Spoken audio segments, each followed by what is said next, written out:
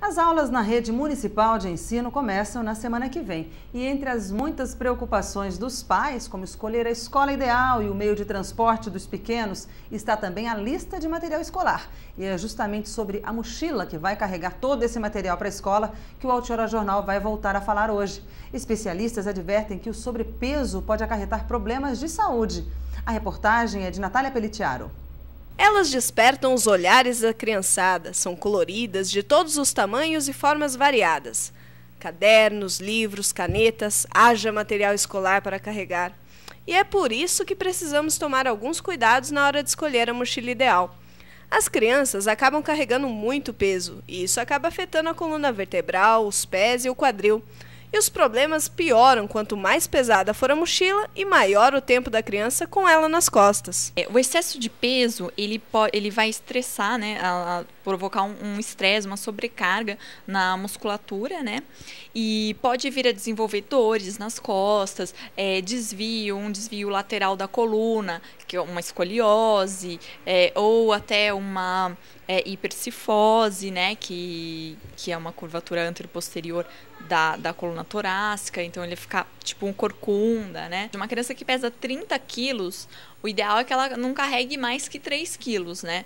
Porque às vezes acaba não acontecendo, então tem que prestar atenção nisso. São tantos modelos, que indecisão, e cada tipo influencia na distribuição do peso. Muitas vezes é difícil convencer as crianças, né? As crianças hoje têm uma opinião bem determinada, assim.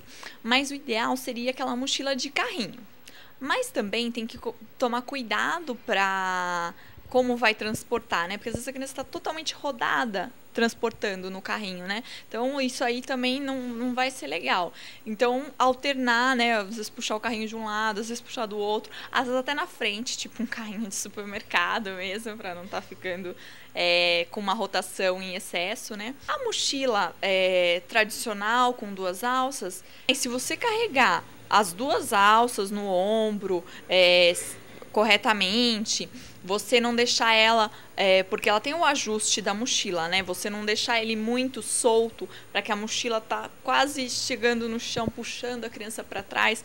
Então isso não é legal. Então a mochila tem que estar bem certinha, bem coladinha nas costas, né? Caso opte pela aquela mochila transversal, ter o cuidado de estar alternando. Então, carrega um pouco de um lado, depois muda o lado, para não estar favorecendo essa assimetria da coluna. Para amenizar os pais preocupados, a fisioterapeuta dá algumas dicas para observar na hora de comprar a mochila ideal. Essas anatômicas são legais, as com carrinho também, mas a mochila em si, eu acho que deve estar ficando mais atento ao que a criança põe na mochila, se está levando de alguma forma excesso de peso, se ela realmente precisa levar todo aquele material para a escola. Então, às vezes quer levar alguma outra coisa que não é da aula para mostrar, então leva.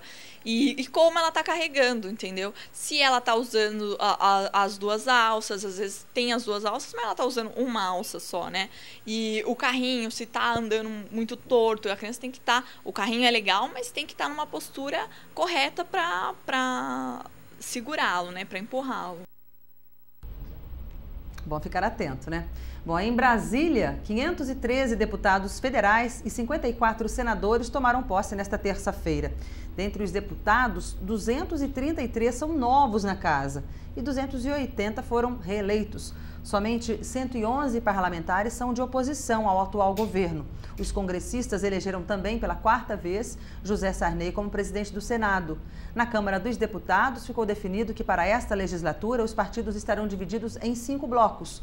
O maior deles é o governista, com 257 deputados, que reúne PT, PMDB, PP, PDT, PSC e PMN.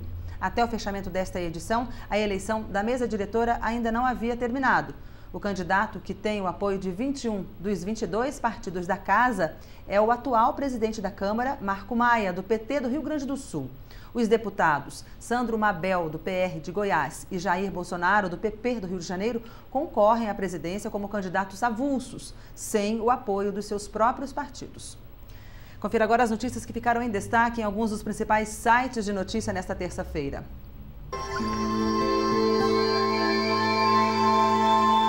G1. 4 deputados vão à disputa para comandar a Câmara. UOL. Reeleito no Senado, Sarney diz que esta é a última vez. Terra. Chico Alencar é confirmado 4º candidato à presidência da Câmara. Folha.com.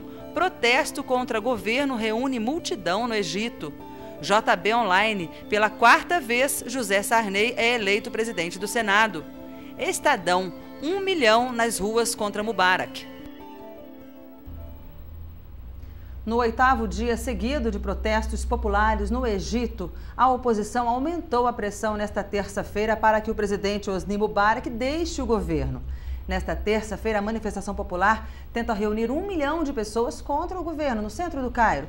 E desta vez, os manifestantes estariam mais confiantes, depois de o exército ter prometido nesta segunda-feira que não iria abrir fogo contra manifestantes pacíficos. Analistas dizem que o destino de Mubarak agora está nas mãos dos militares, no que pode ser a maior reviravolta política do país desde que o exército depôs o rei Farouk em 1952. As cenas na Praça Tahrir contrastam com as imagens de sexta-feira, quando a polícia usou cacetetes, gás lacrimogêneo e jatos de água contra os manifestantes. No entanto, as estradas que levam ao Cairo foram fechadas e os transportes públicos não estão funcionando, numa tentativa de conter a reunião dos manifestantes na Praça Tahrir. Os egípcios se reúnem na Praça Tahrir, no Cairo, atendendo a uma chamada da oposição de uma marcha de 1 milhão de pessoas para marcar uma semana de protestos pedindo a derrubada do regime de Hosni Mubarak. Em meio à multidão, veículos militares eram vistos perto da praça, mas sem repressão. Alguns manifestantes protestam e carregam um caixão onde se lê "Luto em Tel Aviv". Outros se reúnem em torno de um boneco representando o presidente Mubarak em uma cerimônia fúnebre simbólica. Milhares de manifestantes permaneceram concentrados no local durante a noite. Nesta segunda-feira, o recém-nomeado vice-presidente Omar Suleiman anunciou uma proposta de diálogo com todas as forças políticas. O fato animou ainda mais os manifestantes. O presidente Hosni Mubarak recebeu o vice para uma conversa.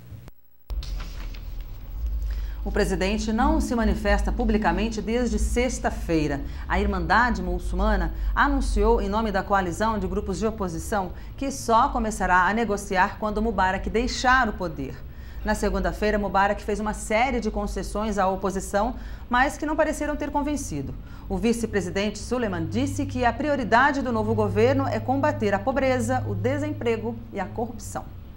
Bom, e a polícia de Bragança Paulista encontrou o corpo de um homem na manhã desta terça-feira. O corpo foi encontrado depois de uma denúncia anônima por volta das 10h30 da manhã, neste terreno, nas imediações do Lago do Taboão. E de acordo com o Instituto Médico Legal de Bragança Paulista, o corpo já estava em decomposição quando foi encontrado no local. Segundo informações da polícia, nenhum documento foi encontrado junto ao corpo e a suspeita é de que ele fosse um andarilho. O homem aparentava ter entre 50 e 60 anos, tinha barba e cabelos grandes e grisalhos. Até o fechamento desta edição, o resultado da autópsia não havia sido divulgado. Bom, e depois do intervalo, a Secretaria de Saúde vai capacitar os profissionais da saúde da região que trabalham nas campanhas de vacinação. E ainda...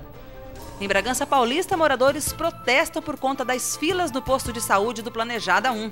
Em instantes.